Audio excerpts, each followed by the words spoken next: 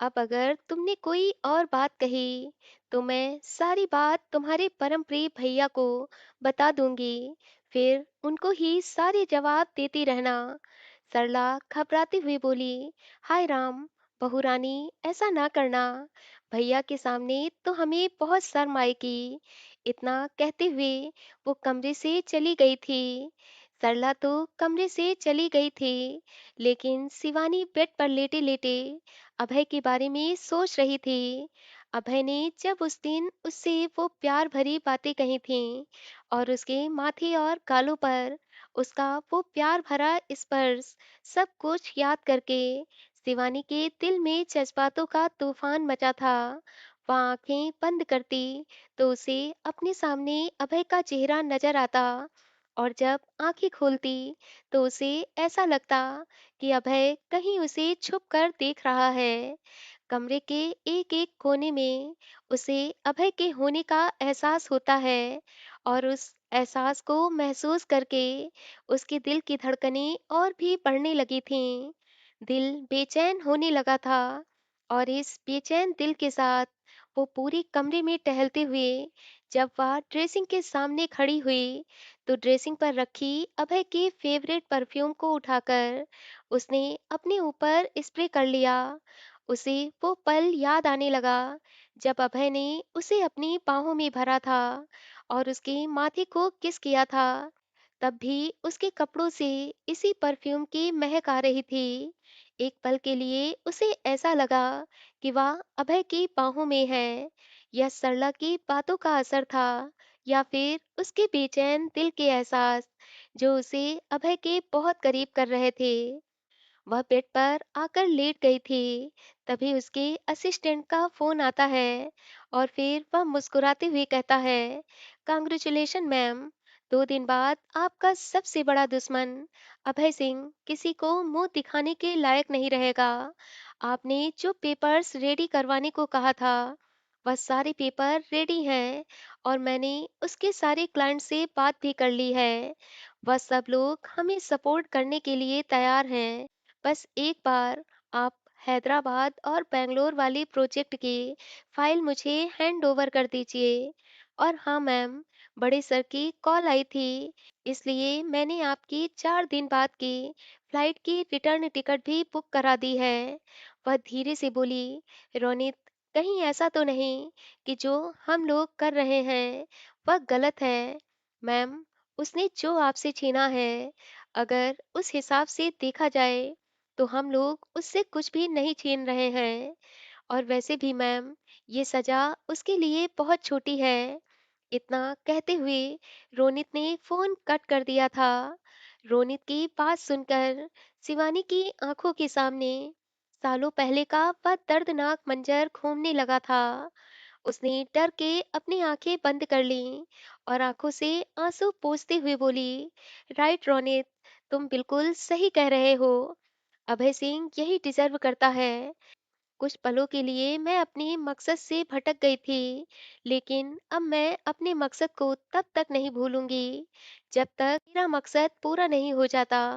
शिवानी ने डिसाइड कर लिया था कि वह कल दोनों फाइलें निकालकर रोनित को दे देगी, और फिर शाम तक वह हमेशा हमेशा के लिए यहाँ से चली जाएगी।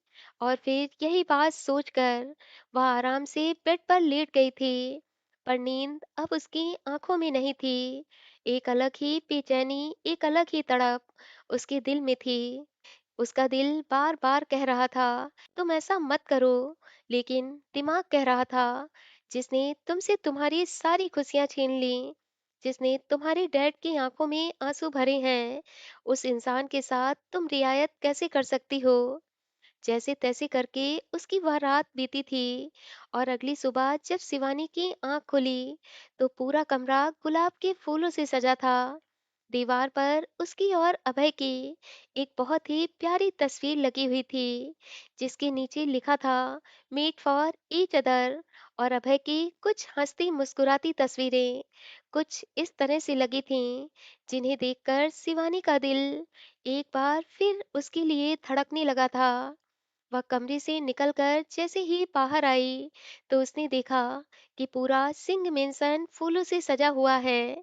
पापा नौकरों को इंस्ट्रक्शन देते हुए कह रहे हैं, शाम 5 बजे तक सारी तैयारियां हो जानी चाहिए। आज का दिन बहुत खास है, क्योंकि आज मेरे बेटे अभय सिंह का बर्थडे है। और यह बर्थडे इसलिए और भी ज्यादा खास हो गया है, क्योंकि इस बर्थडे में उसकी धर्म पत्नी भी उसके साथ हैं। दादी एक तरफ व्हील चेयर पर बैठी सरला को आवाज देते हुए कह रही थी, सरला, आज जो कुछ भी बनाना, सब मेरे अभय की पसंद का बनाना। आज के दिन मेरा अभय इस दुनिया में आया था। और तभी उसके कानों में हर्षिता जी की आवाज गूंजी, सरला, जल्दी से बहू रानी के कमरे में जाओ, और अगर वो जग गई हो तो उसे नीचे बुलाकर ले आओ। और हाँ, अगर वह अभी भी सो रही हो तो सरला, तुम उसे जगाना नहीं, उसे सोते रहने देना। तुम उसे कुछ ज्यादा ही परेशान करती हो, इसलिए उसे बिल्कुल भी परेशान मत करना। हो सकता है कि रात में उसे नींद ना आई हो, इसी वजह से वह सुबह इतनी देर तक सो रही है। हर्षिता जी की बात सुनकर उसकी आंखों में आंसू छलक आए थे। वह खुद से ही कहने लगी, कोई इतना अच्छा कैसे हो सकता है? आज के समय में जब लोग अपनी बहू से इतनी ज्यादा उम्मीदें रखते हैं, ऐसे समाज में क्या हर्षिता जी जैसी भी सास होती हैं, जो अपनी बहू के दुख सुख का ख्याल रखती हैं? सभी के हंसते मुस्कुराते चेहरों को देखकर एक बार फिर वह कंफ्यूज हो गई थी कि वह क्या करे। और तभी उसके फोन पर दोबारा उसके असिस्टेंट रोनित का फोन आने लगा। उसने फोन रिसीव किया तो रोनित बोला, मैम, आपको पता है ना कि आज आपको क्या करना है? हाँ रोनित, मुझे आज ही वह काम करना होगा, क्योंकि अब मुझे भी महसूस हो रहा है कि मैं जितना ज़्यादा दिन यहाँ रहूँगी, उतना ही मेरी मुश्किलें और ज़्यादा बढ़ती जाएंगी। मैं यहाँ जिस मकसद से आई थी, वह काम पूरा होने में सिर्फ कुछ कदम की दूरी है। यह कहते हुए उसने फ़ोन कट कर दिया था और फिर जल्दी से कमरे में आकर रेडी हो गई थी। उसका प्लान था कि लंच करने के बाद वह उन फाइलों को निकाल कर अपने बैग में रखेगी, और फिर गिफ्ट लेने के बहाने वह बाहर जाएगी, और फिर वहीं से वह अपने होटल चली जाएगी। और ठीक वैसा ही उसने किया। लंच करके वह अपने कमरे में आई और लॉकर से वह फाइल निकालने लगी। तभी हर्षिता जी दरवाजे पर आ गईं, और जब उन्होंने शिवानी को फाइल निकालते हुए देखा तो वह मुस्कुराते हुए पूछने लगीं, अच्छा, क्या अभय ने फाइल मंगवाई है? हर्षिता जी की बात सुनकर शिवानी के चेहरे पर पसीने की बूंदें आ गई थीं। दिल डर के मारे जोर जोर से धड़कने लगा था, और इस घबराहट में वह हाँ में जवाब देते हुए बोली, यस मॉम। हर्षिता जी मुस्कुराते हुए बोली, शिवानी बेटा, अभी तक अभय नहीं आया, तुम उसे कॉल करके पता करो कि वो अभी तक घर क्यों नहीं आया। यस मॉम, मैं अभी पता करती हूँ। शिवानी अभय को कॉल करने का झूठा नाटक करती है, और हर्षिता जी वहीं सोफे पर बैठ जाती हैं। तभी उनकी नज़र जमीन पर पड़े कुछ पेपर्स पर पड़ती है, तो वह सोफे से उठकर उन पेपर्स को उठाने लगती हैं। शिवानी भी आगे बढ़कर हर्षिता जी के साथ उन सारे पेपर को एक एक करके उठाने लगती है। तभी उसकी नज़र एक ऐसी फोटो पर जाती है जिसे देखकर वह हैरान रह जाती है। वह कुछ देर तक उस फोटो को देखती रहती है। हर्षिता जी शिवानी के हाथ से वह पेपर ले लेती हैं। शिवानी थोड़ा सा अटकते हुए पूछती है, मॉम, ये किसकी फोटो है जिसे आपने लॉकर में रखा हुआ है? शिवानी की बात सुनकर हर्षिता जी की आंखें नम हो जाती हैं। हर्षिता जी शिवानी की बात टालने की कोशिश करती हैं, तो शिवानी उनका हाथ पकड़ते हुए कहती है, प्लीज मॉम, आप मुझे बताओ ये किस लड़की की फोटो है? हर्षिता जी अपनी आंखों से आंसू पोंछते हुए कहती हैं, ये वैशाली है, जिसकी वजह से मेरे बेटे ने अभी तक शादी नहीं की, जिसकी यादों के सहारे वो अपनी पूरी लाइफ बिताने की बात करता है। हम सब ने उसे बहुत समझाने की कोशिश की कि वह उस लड़की को भूल जाए और अपनी जिंदगी एक नए सिरे से शुरू करे, पर हर बात मानने वाला मेरा मासूम बेटा न जाने क्यों मेरी यह बात नहीं मानता। मैं जब भी उससे शादी करने को कहती हूँ, तो वह कोई ना कोई बहाना करके मेरी बात को टाल देता है। इतना कहते हुए जब हर्षिता जी की आंखों से आंसू बहने लगे, तो शिवानी ने उनकी आंखों के आंसू पोंछे। हर्षिता जी शिवानी का हाथ पकड़ते हुए बोली, शिवानी, मेरे बेटे को गलत मत समझना। मेरा बेटा एक बहुत समझदार और नेक दिल इंसान है। वह वैशाली से इतना ज्यादा प्यार करता था कि आज तक वह वैशाली का इंतजार कर रहा है। शिवानी बोली, अगर अभय प्यार करते थे तो वैशाली से शादी क्यों नहीं की? मॉम, प्लीज मुझे सारी बात बताइए। हर्षिता जी ने एक गहरी सांस ली और फिर बोली, शिवानी, मैं जो उसके बारे में बताने जा रही हूँ, उसके बारे में सुनकर तुम यह शादी तोड़कर मत जाना। तुम उसकी बीवी हो, इसलिए तुम्हें उसके बारे में जानने का पूरा हक है। शिवानी को उनकी बातें हैरान कर रही थीं, लेकिन साथ ही उसके मन में अब सब कुछ जानने की जिज्ञासा भी थी। इसलिए वह उन्हें दिलासा देते हुए बोली, मॉम, मैं अभय को कभी भी छोड़कर नहीं जाऊंगी। प्लीज आप मुझे बताओ कि अभय इस लड़की को कैसे जानते हैं? हर्षिता जी बोली, यह उस समय की बात है जब मेरा अभय बेंगलुरु में एमबीए की पढ़ाई कर रहा था। यह लड़की वैशाली भी उसी के साथ पढ़ती थी। अभय और वैशाली एक दूसरे को बहुत प्यार करते थे। अभय ने मुझे वैशाली के बारे में सब कुछ बताया था और मुझसे कहा भी था कि वह अगर शादी करेगा तो सिर्फ वैशाली से। उसने हम लोगों को वैशाली की फोटो दिखाई थी और फिर वह हम लोगों को इतना पसंद आई कि हम लोग जल्द से जल्द उसकी शादी अभय से करवाना चाहते थे। दीपावली की छुट्टियों में जब अभय हम लोगों से मिलने आ रहा था, तो रास्ते में उसका इतना भयानक एक्सीडेंट हुआ जिसमें मेरा बेटा कोमा में चला गया था। 4 महीने कोमा में रहने के बाद जब अभय को होश आया, तो उसने सबसे पहले वैशाली के बारे में पूछा, पर हम लोगों को वैशाली के बारे में कुछ भी नहीं पता था। अभय ने अपने दोस्तों से वैशाली के बारे में कॉलेज में पता करने को कहा, तो उसके दोस्तों ने यही बताया कि 3 महीने से वैशाली कॉलेज नहीं आ रही है और उन लोगों को भी वैशाली की कोई जानकारी नहीं है। उस दिन से लेकर आज तक मेरा बेटा वैशाली को ढूंढ रहा है, लेकिन आज तक वैशाली उसे नहीं मिली। उस दिन के बाद ना जाने वैशाली कहाँ चली गई। मेरा बेटा तो आज भी उसकी राह देख रहा है, लेकिन उस निर्मोही ने एक बार भी यह जानने की कोशिश नहीं की कि आखिर अभय दोबारा कॉलेज क्यों नहीं आया। उसे अभय का एड्रेस पता था, फोन नंबर पता था, सब कुछ वह जानती थी, लेकिन एक बार भी उसने अभय से कांटेक्ट करने की कोशिश नहीं की। और एक मेरा बेटा है जो आज तक उसकी सारी फोटो अपने सीने से लगाए अकेले ही जिंदगी बिता रहा है। इतना कहते हुए उन्होंने एक बार फिर लॉकर को खोला और उसमें से वैशाली की अनगिनत फोटो निकालकर शिवानी को दिखाने लगी। वैशाली के बारे में जानकर शिवानी के तो पैरों तले से जमीन ही खिसक गई थी। उसे अपनी आंखों के आगे अब अंधेरा छाता नजर आ रहा था।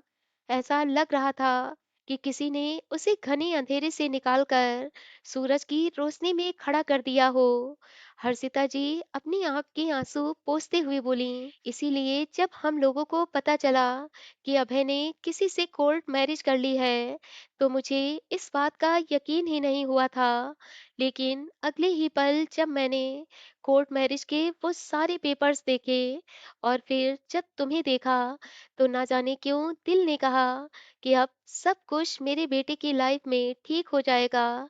इसीलिए हम लोगों ने खुले मन से तुम्हें अपना लिया। वह अभी इतना ही बता पाई थी कि तभी वहां अभय आ गया और हर्षिता जी ने जैसे ही अभय को देखा, तो उन्होंने उस फोटो को छुपाते हुए बेड के नीचे खिसका दिया और अभय से मुस्कुराते हुए बोली, बेटा, इतने दिनों से घर क्यों नहीं आए थे? मॉम, कुछ इम्पोर्टेंट मीटिंग्स थी, इसलिए मैं ऑफिस में ही रुक गया था। थोड़ी इधर उधर की बात करने के बाद हर्षिता जी तो कमरे से चली गई थीं, लेकिन शिवानी के मन में अब हजारों सवाल उठ रहे थे। शिवानी ने नोटिस किया था कि अभय ने एक बार भी उसकी तरफ नजर उठाकर नहीं देखा। वह कुछ देर तक तो लैपटॉप खोलकर अपना काम करता रहा, और जब पत्री उसे बुलाने आया तो थोड़ी देर में आने को कहकर वह फ्रेश होने के लिए वॉशरूम चला गया। इधर शिवानी को जो सच्चाई पता चली थी, उस सच्चाई को सुनकर शिवानी की अंतरात्मा उसे धिक्कार रही थी। उसने खुद से ही कहा कि वह इतनी बड़ी गलती कैसे कर सकती है। कभी-कभी हमें जो पता चलता है, वह पूरा सच नहीं होता। इसलिए जब तक पूरा सच पता न चल जाए, हमें कोई एक्शन नहीं लेना चाहिए। अभी वह इन सब बातों को सोच ही रही थी कि तभी अभय फ्रेश होकर बाहर आ गया। शिवानी जानबूझकर अभय से टकराने की कोशिश करती है ताकि अभय उसे कुछ जली कटी सुनाए, तो वह उससे कुछ बात करे।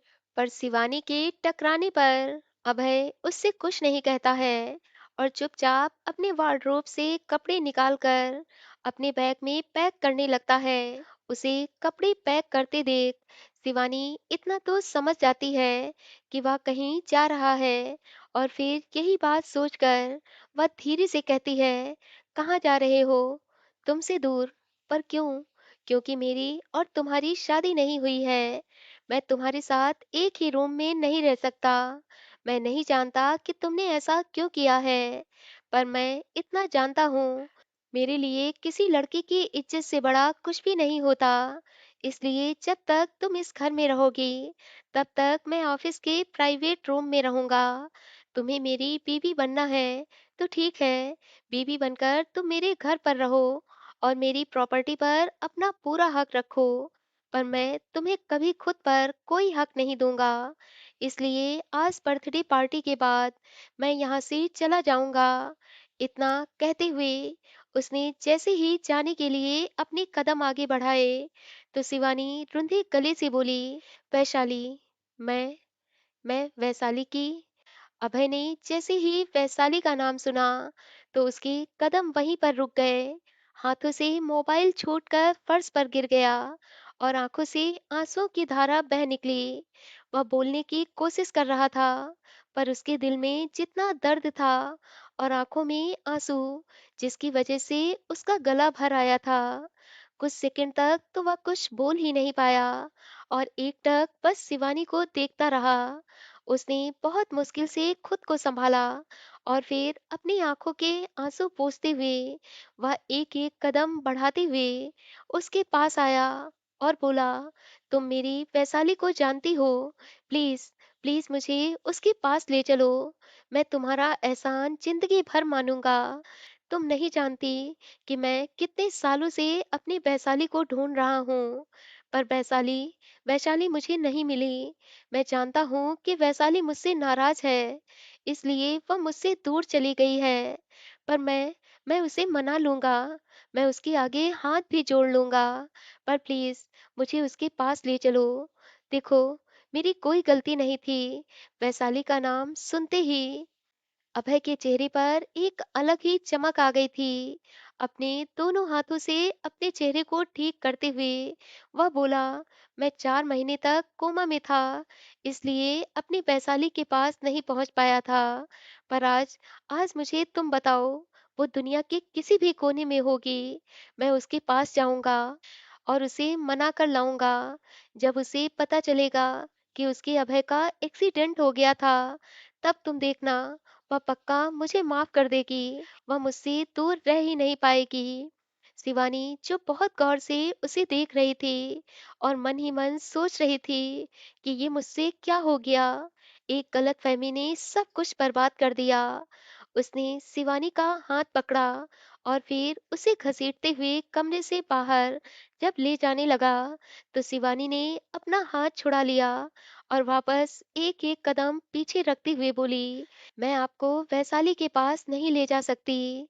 अभय तड़पते हुए बोला, प्लीज शिवानी, ऐसा मत कहो। तुम मुझसे मेरा सब कुछ ले लो, पर प्लीज मुझे मेरी वैशाली के पास ले चलो। इतना कहते हुए जब उसने उसके आगे हाथ जोड़ लिए तो शिवानी फूट फूट कर रोते हुए बोली, मैं वैशाली दी के पास आपको कैसे ले जा सकती हूँ, क्योंकि वैशाली दी अब इस दुनिया में है ही नहीं। शिवानी के इन चंद शब्दों ने अभय को पूरी तरह से ब्लैंक कर दिया था। एक पल के लिए उसे ऐसा लगा कि मानो सब कुछ ठहर गया हो।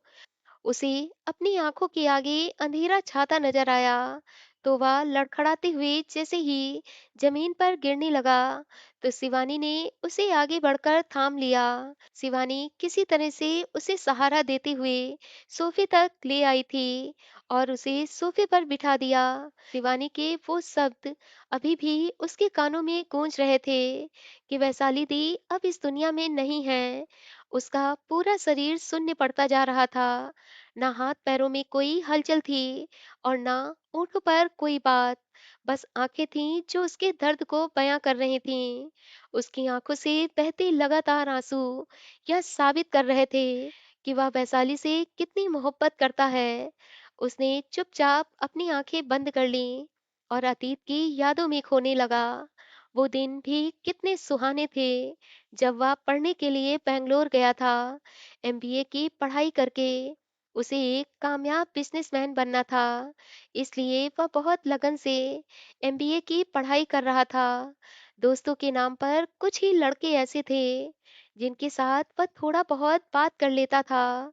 लड़कियों से दोस्ती करने के लिए ना तो उसके पास टाइम था और ना ही लड़कियों में कोई इंटरेस्ट। इस वजह से वह बहुत लिमिटेड रहता था। वह कॉलेज का बहुत हैंडसम, गुड लुकिंग और ड्रेसिंग लड़का था, इसलिए कॉलेज की सभी लड़कियां उस पर अपना दिल हार बैठी थीं। पर उसका दिल किसी लड़की पर आ जाए, ऐसा कहाँ पॉसिबल था। जितना वह स्मार्ट, गुड लुकिंग था, उतना ही वह माइंडेड और टैलेंटेड भी, जिस कारण वह पूरे कॉलेज में जिस कारण वह पूरे कॉलेज में हर लड़की के सपनों का राजकुमार था। कॉलेज में जब भी कोई नई लड़की आती तो उसे देखकर आहें भरती और उससे दोस्ती करने के नए नए बहाने ढूंढती। लेकिन बहुत जल्द ही उसे पता चल जाता कि यह लड़का उसे लिफ्ट नहीं दे रहा है, तो वह लड़की थक हार कर खुद ही अभय से दूर हो जाती। कॉलेज शुरू हुए अभी मुश्किल से 20 दिन भी नहीं हुए थे कि जब क्लास में वैशाली नाम की एक लड़की का नया एडमिशन हुआ जो अमेरिका से इंडिया पढ़ने आई थी। और जब यह बात क्लास के लड़कों को पता चलती है तो वह वैशाली की खूब हंसी उड़ाते हुए कहते हैं, अमेरिका वालों ने क्या इंडियन को पढ़ाना बंद कर दिया या फिर वहाँ की अंग्रेजी समझ में नहीं आई। और ऐसे ही न जाने कितने गलत गलत कमेंट करके वो वैशाली को परेशान कर रहे थे। वैशाली भी बहुत खूबसूरत और टैलेंटेड लड़की थी। वैशाली भी बहुत खूबसूरत और टैलेंटेड लड़की थी, इसलिए उसकी खूबसूरती देखकर क्लास के लड़के धीरे धीरे उससे दोस्ती करने के लिए अपना हाथ आगे बढ़ाने लगे थे। पर शायद वह भी बिल्कुल अभय सिंह के जैसी थी, ना काहू से दोस्ती और ना काहू से बैर वाले विचार को अपनाकर वह कॉलेज में रोज पढ़ने आती। अभी मुश्किल से 20 दिन ही हुए थे कि अभय और वैशाली के बीच में पढ़ाई को लेकर छोटी छोटी बातें होना शुरू हो गईं। और यह बातें कब प्यार में बदल गईं यह उन दोनों को तब पता चला जब वो दोनों छुट्टियों के दौरान 10 दिनों के लिए अलग हुए। 10 दिन उनकी लाइफ के वो दिन थे जब उन दोनों ने ही एक दूसरे को बहुत मिस किया, एक दूसरे की बातों को याद करना, एक दूसरे के ख्यालों में खोए रहना और फिर छुट्टियां खत्म होने का इंतजार करना और फिर दोनों ही किसी न किसी बहाने से एक दूसरे से घंटों फोन पर बात करना उनकी लाइफ का एक हिस्सा बन गया था। एक दिन जब चांदनी रात थी और चांद की रोशनी में खड़ी वैशाली चांद को एकटक देख रही थी, उस समय उसे अभय की इतनी याद आई कि उसने रात के 11:30 बजे अभय को वीडियो कॉल किया। इत्तेफाक से अभय उसी चांद को बालकनी में खड़ा देख रहा था जिस चांद की रोशनी में वैशाली अभय को मिस कर रही थी।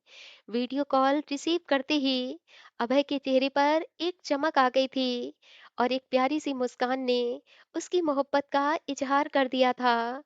पहले तो वो दोनों इधर-उधर की बातें करते रहे और फिर जब वैशाली ने चांद की तरफ बैक कैमरा करते हुए अभय से कहा, अभय, ये चांद मुझे बहुत खूबसूरत लगता है।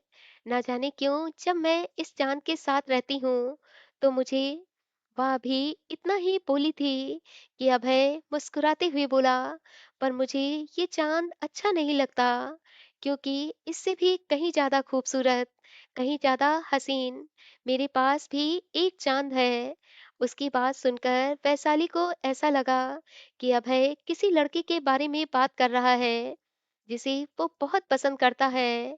यही बात सोचकर उसका दिल टूट गया था और उसकी आंखें नम हो गई थीं।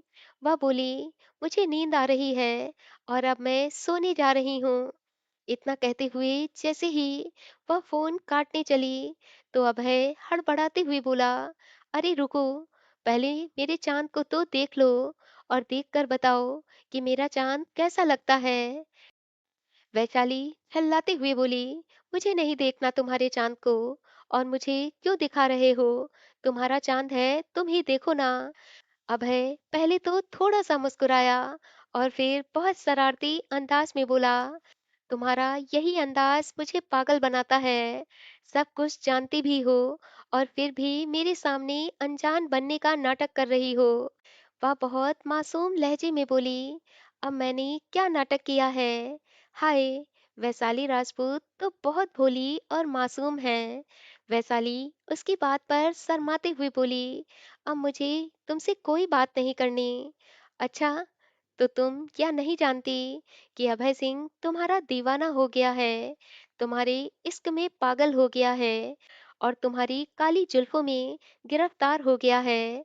लेकिन फिर भी तुम मुझ पर रहम नहीं कर रही हो और उल्टा अपनी कजरारी आंखों से मुझे घायल कर रही हो। अभय की बात सुनकर वैशाली के गुलाबी होठों पर एक प्यारी मुस्कान फैल गई थी। एक पल के लिए उसे ऐसा लगा कि मानो उसको सातों सुख मिल गए हों। वह थोड़ा सा शर्माते हुए बोली, अगर ऐसी बात थी तो पहले क्यों नहीं बोला?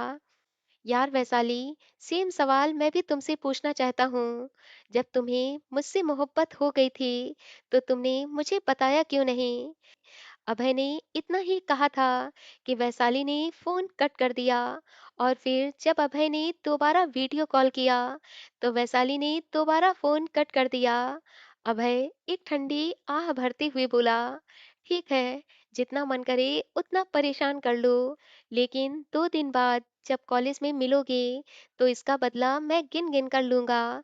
तभी अभय के फोन पर वैशाली का मैसेज आता है और उसमें लिखा था, कोई हसीना कदम पहले उठाती नहीं, मजबूरी दिल से अगर हो तो पास आती नहीं। अभय भी बड़े रोमांटिक अंदाज में मैसेज करता है, हसीनाएं कदम ना उठाएं ये दस्तूर पुराना है, पर जब दिल सामने हो इनकार फिर बहाना है। कदम ना सही नजरों से कुछ तो कह दो, ये दिल तो कब से बस तुम्हारा दीवाना है। अभय का यह मैसेज पढ़कर वैशाली का दिल जोरों से धड़कने लगा था। मोहब्बत का यह पहला नया एहसास था जो उन दोनों के दिलों को बेकरार कर रहा था। और फिर उस रात ना अभय को नींद आई थी और ना वैशाली को। और जब 2 दिन बाद उनका कॉलेज खुला तो वैशाली अभय के सामने आने में शर्मा रही थी। दोस्तों, मुझे प्यार हुआ है कहानी आपको कैसी लग रही है? प्लीज़ मुझे कमेंट करके ज़रूर बताएं, क्योंकि मैं हमेशा कहती हूँ कि आपके कमेंट मेरे लिए सच में बहुत इम्पोर्टेंट होते हैं। कहानी अच्छी लगे तो प्लीज़ दोस्तों कहानी को लाइक कर दिया करें, और चैनल पर नए हैं तो प्लीज़ चैनल को सब्सक्राइब ज़रूर कर लें, क्योंकि जब तक आप सब्सक्राइब नहीं करेंगे तब तक आपके पास मेरी वीडियो का नोटिफिकेशन नहीं पहुंचेगा। सो प्लीज़ दोस्तों सब्सक्राइब करिए और सुमन अल्फाज की ऐसी ही प्यारी प्यारी कहानियों को सुनते रहिए।